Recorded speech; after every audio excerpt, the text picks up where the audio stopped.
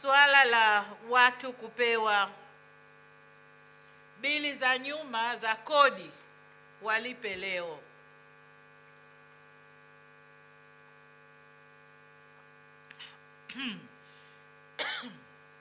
Ndugu zangu, nataka kusema hivi,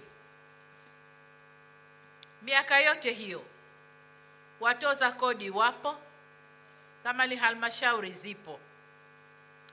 Mmeachia watu hawakulipa. Leo hii unampelekea mtu bili la miaka 5 6 nyuma alipe leo. Wakati ule ulikuwa wapi?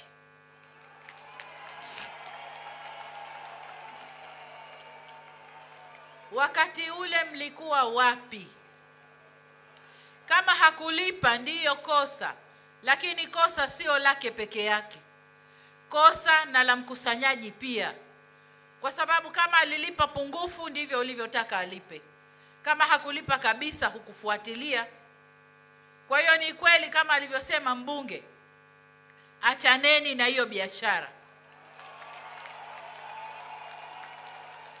Achaneni na biashara ya miaka mingi nyuma.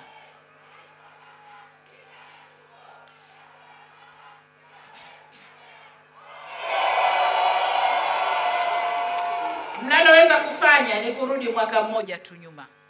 Kwa sababu inawezekana kabisa labda mwaka jana hamkumaliza pirika za kufanya mahesabu, kwa hiyo wafanya biashara walipe kuanzia mwaka jana. Lakini kama ni miaka 3, 4, 5 nyuma, ulikuwa wapi? Achaneni na hiyo biashara. Wapeni raha wafanya biashara wafanye biashara zao. Sasa msisitize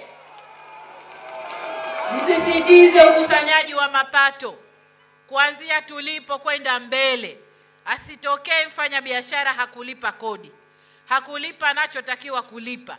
Ni sasa kwenda mbele. Ule udhaifu mliokuwa nao kule nyuma hamwezi kuulipa sasa kwa kuwapa adhabu wafanya biashara. Naomba wasimamiaji kodi, simamieni kwa makini kuanzia sasa kwenda mbele. Nyuma mnavyoweza kurudi ni mwaka mmoja nyuma na sio 3 na 4 nyuma. Ndugu zangu, nihitimishe sasa